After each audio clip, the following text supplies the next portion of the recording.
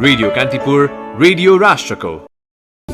काठमाडौँ तराई जोड्ने द्रुत मार्गको 0 पोइन्ट खोकनामा धान रोप्न गएका किसानमाथि प्रहरीको हस्तक्षेप, झडपमा 4 प्रहरी घाइते, स्थिति नियन्त्रणमा लिन 7 राउन्ड अश्रु ग्यास।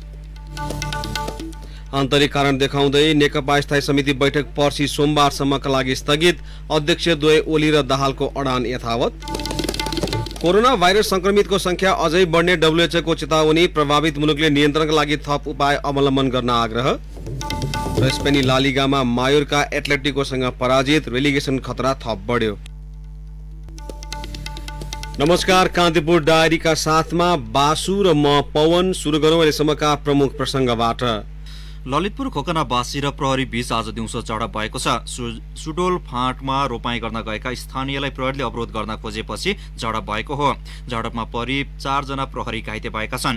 प्रहरीले स्थितिलाई नियन्त्रणमा लिनका लागि 7 राउन्ड अश्रु ग्यास समेत प्रहार गरेको छ। झडपपछि अहिले सुडोल फाँटमा स्थानीयले पुनः धान रोपेका छन् भने त्यस क्षेत्रमा प्रहरीको बाक्लो उपस्थिति छ। सुडोल फाँट काठमाडौँ तराई जोड्ने द्रुत मार्गको 0 पोइन्ट हो, जुन जग्गा सरकारले अधिग्रहण गरेको छ, तर स्थानीयले भने मुआब्जा लिइसकेका छैनन्। उनीहरूले सरकारवालासँग छलफल नै नगरी एकलौटी ढंगबाट तयार गरेको मुआब्जा स्वीकार नभएको, फास्ट ट्र्याकसँगै बागमती करिडोर 133 केबी प्रसारण लाइन बाहिरी चक्रपथको बिन्दु पनि खोकना फाँटमै पर्ने भएकाले मौलिक बस्तीको अस्तित्व सखाप हुने भन्दै विरोध जनाउँदै आएका छन्। यसअघि असार 15 गते पनि प्रहरी र स्थानीय बासी बीच विवाद भएको थियो। अध्यक्ष द्वयको छलफल निष्कर्षमा पुग्न नसकेपछि नेकपाको स्थायी समिति बैठक पर्सि सोमबारसम्मका लागि स्थगित भएको छ। आज बिहान 11 बजे बस्ने भनिएको बैठक अन्तिम समयमा स्थगित भएको नेकपाले जनाएको छ। मन्त्री परिषदको सिफारिसमा राष्ट्रपति विद्यादेवी भण्डारीले अस्ति बिहिबार दिउँसो संघीय संसदका दुवै सदनको अधिवेशन अन्त्य गरेसँगै नेकपाको स्थायी समिति बैठक पनि प्रभावित भएको थियो। बिहिबार केही बेर बसेर स्थगित भएको बैठक पार्टी एकतामा गम्भीर संकट देखा परेको र संकटबाट जोगाउन भन्दै आजसम्मका लागि दुवै अध्यक्ष र अरू नेताहरूले प्रयास गर्ने भन्दै 1 दिनको समय राखेर स्थगित भएको थियो। आजसम्म पनि संकट समाधानको सूत्र फेला नपरेपछि बैठक फेरि 2 दिनपछि सरेको छ। हिजो बिहान बालुवाटारमा अध्यक्षद्वय केपी शर्मा ओली र पुष्पकमल दाहाल बीच भएको छलफलमा ओलीले दुवै पद नछाड्ने अडान दोहोर्याएपछि विवाद झनै बढेको छ। अध्यक्ष दाहाल र वरिष्ठ नेता माधव कुमार नेपाल समूह ओलीले प्रधानमन्त्री र पार्टी मध्ये एउटा पद छाड्नुपर्ने अडानमा छन्, तर ओलीले भने दुवै पद नछाड्ने बताउनु भएको छ। हिजो दिनभर अध्यक्ष द्वयलाई सहमतिमा ल्याउन महासचिव विष्णु पौडेल र स्थायी समिति सदस्य जनार्दन शर्माले भूमिका खेल्नु भएको थियो। गत आइतबार मदन भण्डारीको 69औं जन्म जयन्तीको अवसरमा आयोजित कार्यक्रममा प्रधानमन्त्री ओलीले आफूलाई हटाउन दूतावास र पार्टी भित्रैबाट लागि परेको अभिव्यक्ति दिएपछि नेकपाको शक्ति संघर्ष उत्कर्षमा पुगेको हो। यही असार 10 गतेबाट स्थायी समिति बैठक सुरु भए पनि ओलीको सो अभिव्यक्तिपछि स्थायी समिति सदस्यले प्रधानमन्त्री र पार्टी अध्यक्षबाट राजीनामालाई प्रमुख एजेन्डा बनाएका छन्। दक्षिण कोरियामा रहेका नेपाली मध्ये हाल कतिको रोजगार गुमेको छ, कतिको वैधानिक बसाई अवधि सकिएको छ। नेपालमा भएको लकडाउनका कारण देश फर्कन पनि सकिरहेका छैनन् उनीहरू। ढिलो गरी नेपाल सरकारले स्वदेश फिर्तीका निम्ति चार्टर विमानलाई अनुमति दिए पनि नियमित उडान नहुँदा पर्खनुको विकल्प उनीहरूसँग छैन। थप विवरणसहित दक्षिण कोरिया सहकर्मी गोविन्द बानिया। चाहेर पनि जान नसकेको ठ्याक्कै 50-55 दिन भइसकेको छ। जाने प्रयास निरन्तर भइरहेछ। एमबीसीले आफ्नो प्रक्रिया अनुसार अगाडि बढिरहेछ।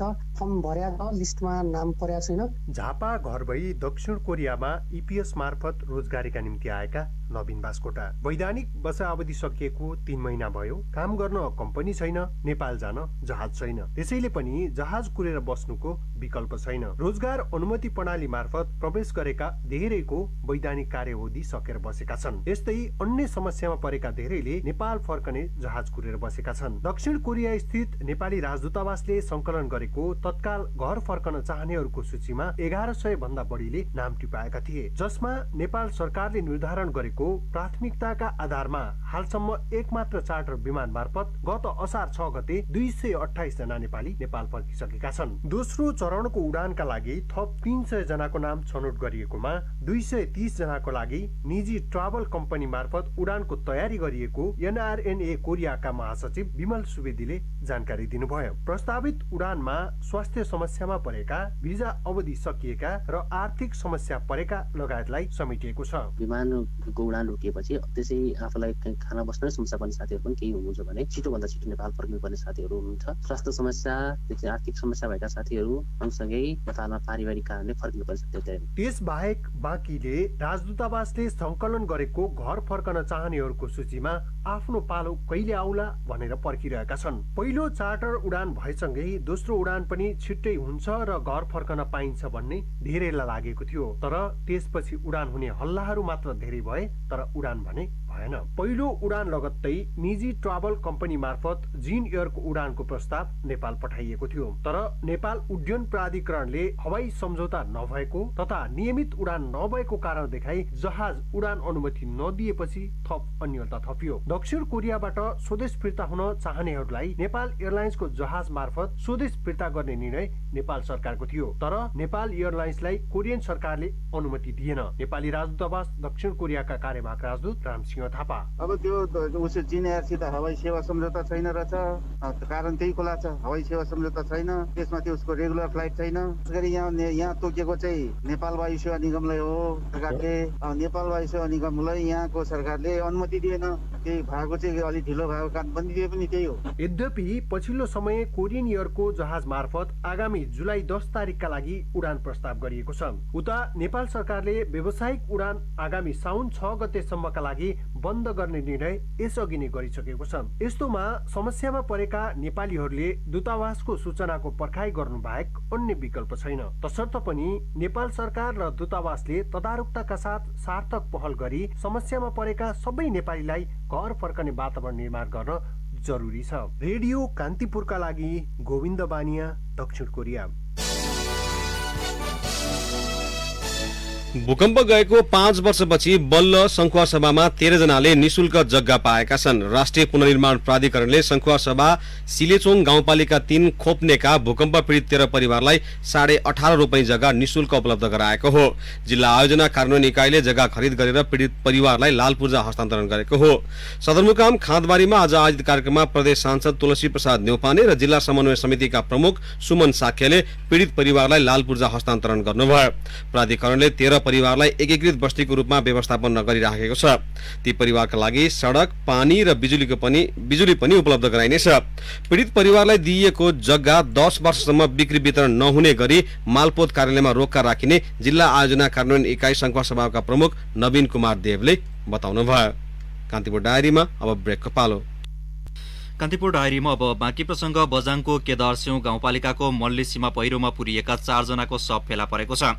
अझै 2 जना बेपत्ता छन्। दुर्गाथली गाउँपालिकाको बिसौनाबाट उद्धारका लागि गएको प्रहरी टोली र स्थानीयले पहिरोमा पुरिएका 4 जनाको शव निकालेका हुन्। पहिरोमा पुरिएको अवस्थामा 40 वर्षीय राममती जेठा र उनका 12 वर्षीय छोरा प्रयागको शव भेटिएको केदारसिंह गाउँपालिका 8 का वडाध्यक्ष गणेश बोहराले बताउनुभयो। राममतीकी 16 वर्षीय छोरी अस्मिता जेठारा अझै बेपत्ता छिन्। यस्तै पहिरोमा पुरिएका 80 वर्षीय दले जेठारा र 13 वर्षीय सन्तु जेठाराको पनि शव फेला परेको बोहराले जानकारी दिनुभयो। पहिरोमा पुरिएका मृतक राममती जेठाराकी छोरी अस्मिता, 15 वर्षीय शान्ति जेठारा र 22 वर्षीय गिरी जेठारा अझै बेपत्ता छन्। उनीहरूको खोजी कार्य भइरहेको र जिल्लाबाट आएको नेपाल प्रहरी र सशस्त्र प्रहरीको टोली उद्धारमा खटिएको वडाध्यक्ष बोहराले जानकारी दिनुभयो। पहिरोले बाटो बगाएका कारण उद्धार टोली त्यहाँ पुग्न समय लागेको हो। सडक अवरुद्ध हुँदा उद्धारका लागि हिँडेको नेपाली सेनाको टोली अझै घटनास्थलसम्म पुग्न सकेको छैन। उता प्युठानमा टिपर दुर्घटना हुँदा 2 जनाको घटनास्थलमै मृत्यु भएको छ। नौबहिनी गाउँपालिका 8 लुप्लुङबाट चुनढुङ्गा बोकेर दाङको कालाकोटतर्फ जाँदै गरेको ना 7 ख 8938 नम्बरको टिपर सरुमा रानी गाउँपालिका 6 मोतीपुरमा दुर्घटनामा परेको हो। दुर्घटनामा नौबहिनी 3 6 पिपलटारकी 30 वर्ष यसलाई पुनः एकपल्ट सुन्नुहोस्। दुर्घटनामा नौबहिनी 6 पिपलटारीका 30 वर्षीय चालक रोशन थापा र अन्दाजी 27 वर्षीय सहचालक जोगबहादुर पुनको घटनास्थलमा मृत्यु भएको जिल्ला प्रहरी कार्यालय प्युठानका प्रहरी प्रमुख डीएसपी नरेन्द्र कुमार कार्कीले जानकारी दिनुभयो। टिपर सडकबाट 500 मिटर तल माडी खोलामा खसेको प्रहरीले जनाएको छ।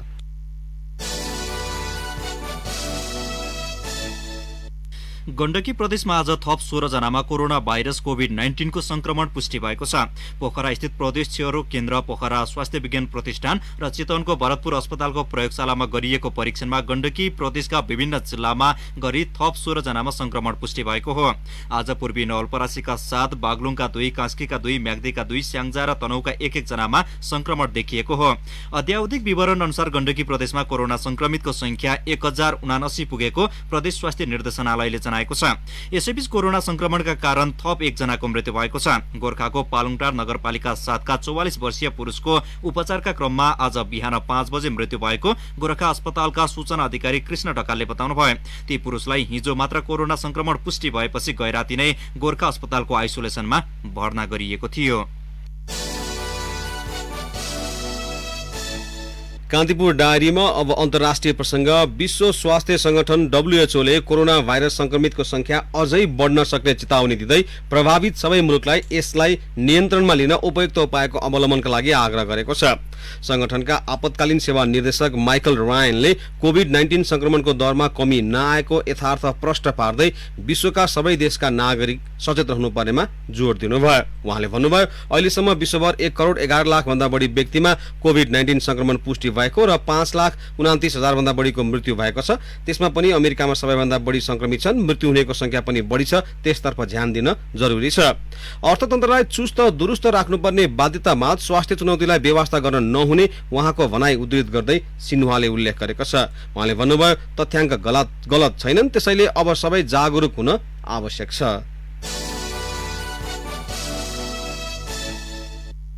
पाकिस्तानका विदेश मन्त्री शाह मेहमूद कुरेसी कोरोना भाइरसबाट संक्रमित हुनु भएको छ।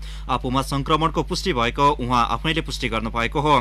टाइम्स अफ इन्डियाका अनुसार विदेश मन्त्री शाह मेहमूदले आफ्नो सामाजिक सञ्जाल ट्विटरको पेजमा ज्वरो आएपछि आफू तत्कालै आइसोलेसनमा बसेको उल्लेख गर्नु भएको हो।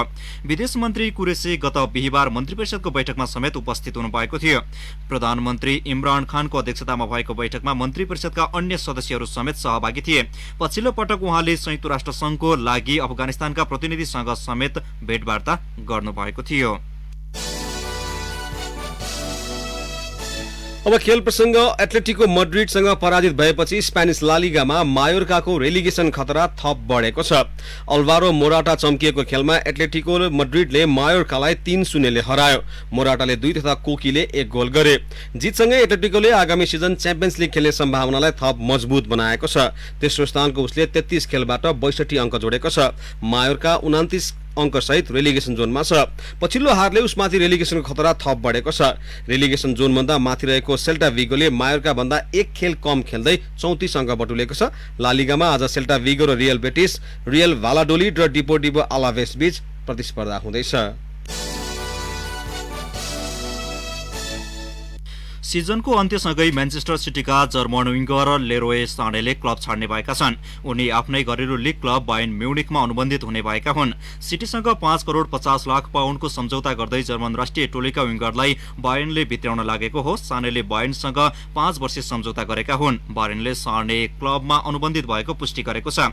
सानेले सिटीको सम्झौता नवीकरण प्रस्ताव अस्वीकार गरेपछि उनको भविष्य अन्यत्र रहेको प्रश्न भएको थियो। सन् 2021 सम्म सम्झौता रहेकाले सिटीले उनलाई बेच्नु उचित रहेको निर्णय गरेको हो। साने सन् 2016 मा जर्मन क्लब साल्केबाट 3 करोड 70 लाख पाउन्डमा सिटी आएका थिए। उनकै उच्च प्रदर्शनमा सिटीले पछिल्लो 2 सिजन प्रिमियर लिग उपाधि जितेको थियो। जाँदा अहिलेका मुख्य प्रसंग पुनः एकपटक। काठमाडौँ तराई जोड्ने द्रुत मार्ग 0 पोइन्ट खोकनामा धान रोप्न गएका किसानमाथि प्रहरीको हस्तक्षेप। झडपमा 4 प्रहरी घाइते। स्थिति नियन्त्रणमा लिन 7 राउन्ड अस्त्र ग्यास प्रहार। आन्तरिक कारण देखाउँदै नेकपा स्थायी समिति बैठक पर्सिसम्मका लागि स्थगित। अध्यक्षद्वय ओली र दाहालको अडान यथावत। कोरोना भाइरस संक्रमितको संख्या अझै बढ्ने WHO को चेतावनी। प्रभावित मुलुकले नियन्त्रणका लागि थप उपाय अवलम्बन गर्नुपर्ने आग्रह। र स्पेनी ला लिगामा मायोर्का एथलेटिकोसँग पराजित। रेलिगेसनको खतरा थप बढ्यो। अवस्था साथै कान्तिपुर डायरी समाप्त हुन्छ। अपराह्न 4 बजे हेल्थ एन्ड एजुकेसन डायरीका साथ आउने नै छौँ। तबसम्मका लागि बासु र पवनलाई आज्ञा दिनुहोस्। नमस्कार।